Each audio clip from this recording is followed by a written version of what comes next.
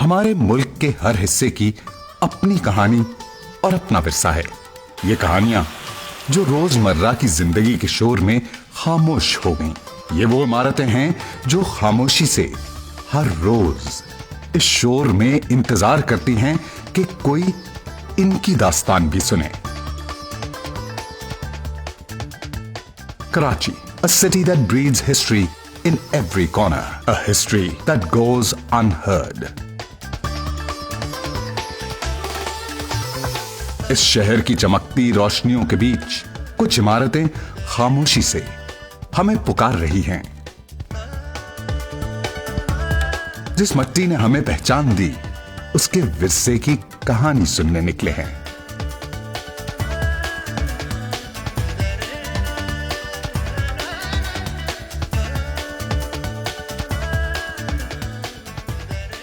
कराची के दिल में बसी एक ऐसी इमारत जो गुजरे वक्त की कहानी कहती है। एडवर्ड हाउस, जो एक रिहायशी मंजिल के साथ साथ तिजारती मरकज भी था। यह इमारत कराची की पुरानी कॉस्मोपॉलिटन आइडेंटिटी का हिस्सा थी। इसका कॉलोनियल स्टाइल आर्किटेक्चर, जैसे गोल दरवाजे, पत्थर का फसाद और विक्टोरियन स्टाइल बैल्कनीज, अब भी उस दौर के हुनर की गवाही देती हैं। 1994 में एडवर्ड हाउस को प्रोटेक्टेड हेरिटेज साइट डिक्लेयर किया गया। मेरा नाम आरिफ है, मैं आर्किटेक्ट हूँ। This is a old building. This was designed by famous architect Moses Somake, who had done other structures in also in Karachi. लेकिन यह है कि ये Edward house is one of his masterpieces.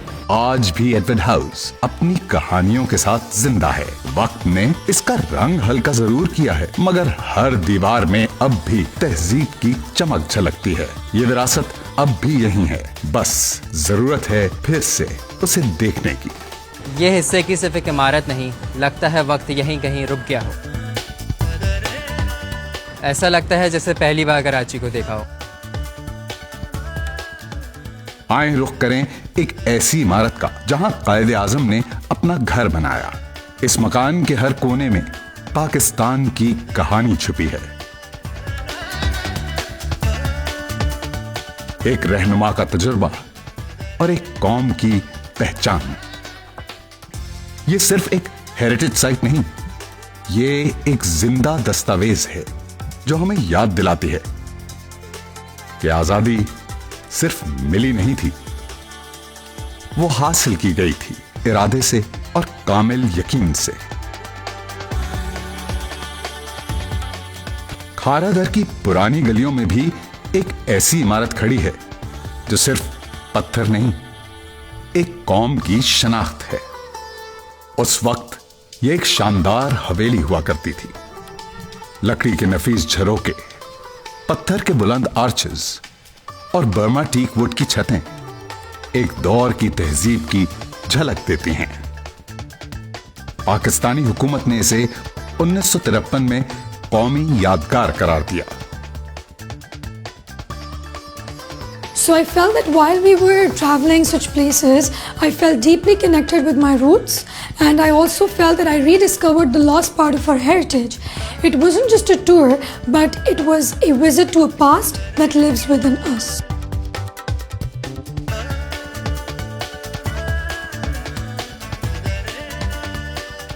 इसी इलाके में करीब ही वाक़े एक और हसीन इमारत छुपी है।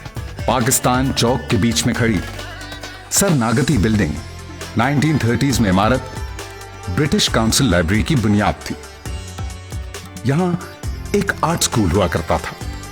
अब भी ये दीवारें, पुरानी टाइल्स, वुडन फ्रेटवर्क, सब पाकिस्तान की कहानी बयान करते हैं।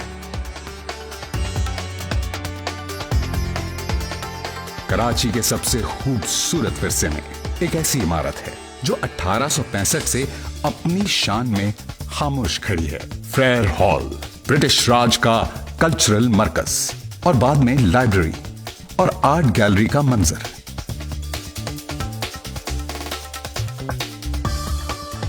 इसके कॉरिडोर में जहां जॉन लॉकवुड किपलिंग ने नक्काशी की, वहां सादिकैन के रंगों ने आसमान तक बात की। फेयर हॉल हमारे सफर का आखिरी मोड़ है। Heritage site is like a living reminder of our history, and being part of this documentary made me feel more connected to it, and I feel like it's also gives like a very deeper purpose to this project, being able to connect with it and like visit and just like connect with all the heritage site. जो याद दिलाता है, अगर हमें अपना मुस्तकबिल चमकाना है तो अपने माजी की धूल हमें खुद साफ करनी होगी।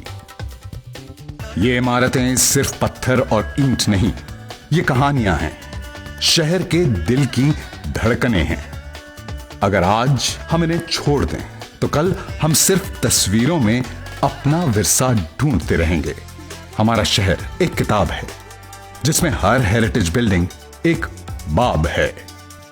कल्चरल हेरिटेज मुल्क का एक बहुत स्ट्रॉन्ग विरसा होता है, और उस विरसे को इंटरनेशनली दिखाने का फैशन एक बहुत स्ट्रॉन्ग ग्लोबल लैंग्वेज है जो हर किसी को समझ में आराम से आ जाता है। और थ्रू फैशन अपने कल्चरल हेरिटेज को जो हम रिप्रेजेंट कर रहे हैं उससे बेहतरीन मुझे नहीं लगता कि कोई और प्लेटफॉर्म हो सकता। जो कहानियां हवाओं में घुलकर भी खामोश रहती हैं, उन्हें आवाज मिलती है हमारी टेल्स ऑफ हेरिटेज से।